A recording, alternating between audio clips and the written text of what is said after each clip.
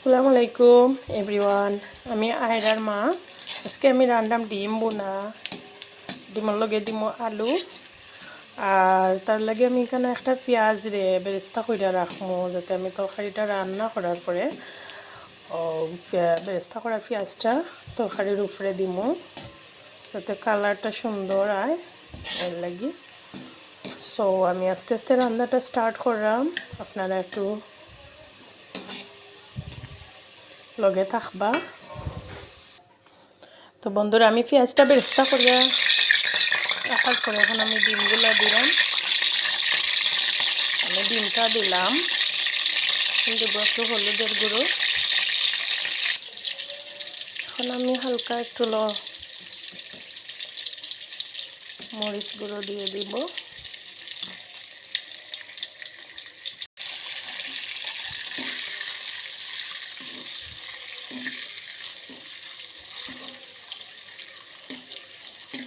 ডিমগুলো লাল হওয়ার আগ পর্যন্ত আমি এইভাবে নাড়তে থাকবো।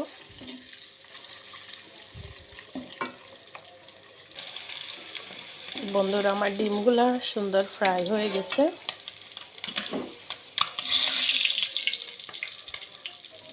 ডিমটাকে তুলে নিয়ে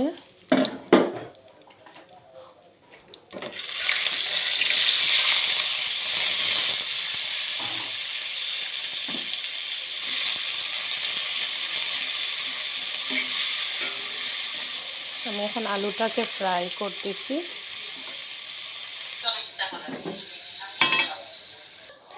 বন্ধুরা, আমার ডিম আলু সবগুলো ফ্রাই করা হয়ে গেছে। এখন আমি গরম মশলাটা দিলাম। এবার আমি দিয়ে দেব পেঁয়াজ।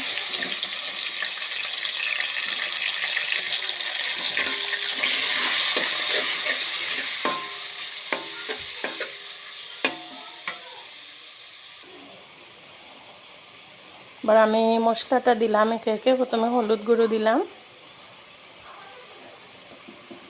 একটু পাঁচফোড়ন মশলা,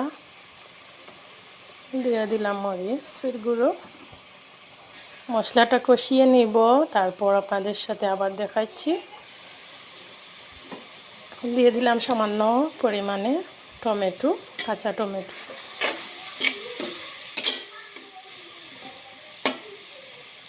আমার বাগানের টমেটো আমি এখানে দিয়েছি।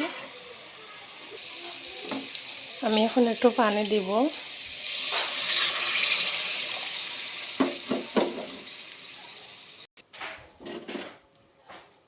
মশলাটা ভালো করে কষানোর জন্য। বন্ধুরা, আমি এখন ডিম আর আলু একসাথে দিয়ে দিচ্ছি।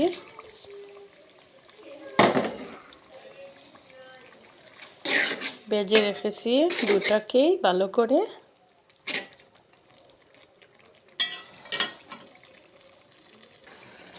এখন আমি আরও একটু পানি দিয়ে দেব।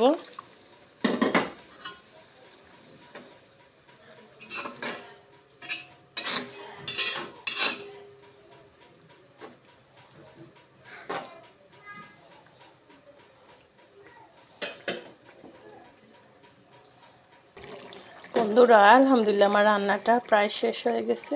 এখন বেরেস্তা করা পেঁয়াজটুকু দিয়ে দিছি।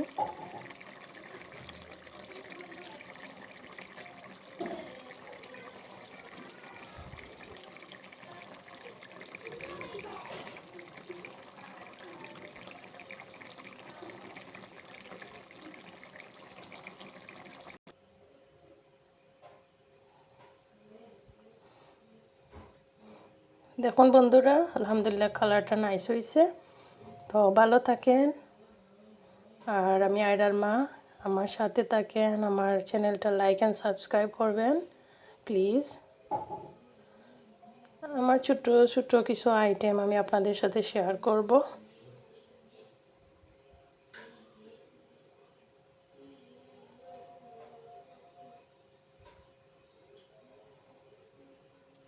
আসসালামু আলাইকুম সবাইকে।